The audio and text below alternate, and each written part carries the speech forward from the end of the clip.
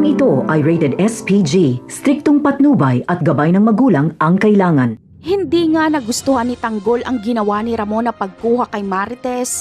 Iginiit ni Tanggol na mali ang naging desisyon ni Ramon dahil hindi umano nito mapoprotektahan si Marites kapag bumalik si Rigor at magdala ng isang batalyon ng mga pulis. Umalis si Tanggol ng galit, habang si Marites naman ay aalis na lang umano siya dahil binigyan niya lang ng gulo ang mga Montenegro. Tama lang ang kagustuhan ni Tanggol na paalisin si Marites sa mansyon. Alam kasi ni Tanggol ang ginagalawan nilang mundo. Alam niyang sindikato sila, kaya ayaw niyang mapabilang si Marites sa mundo ng mga kriminal. Pinoprotektahan ni Tanggol si Marites dahil baka si Marites ang puntiryahin ng mga kalaban ni Ramon.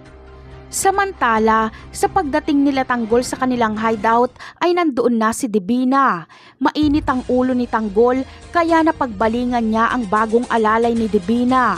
Hindi niya pa kasi ito kilala, pero bagong kakampi ito dahil kapalit ito ni Peng at Raul. Inamin ni Tanggol sa kanyang mga kaibigan na tinulungan niyang makatakas sa mga kidnapper dahil hindi umano ito masasamang tao.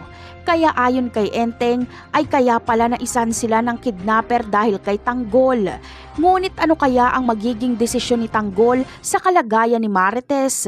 Hahayaan niya kaya itong bumalik kay Rigor gayong alam niya nang bubugbugin lang ito ni Rigor at baka mapatay pa?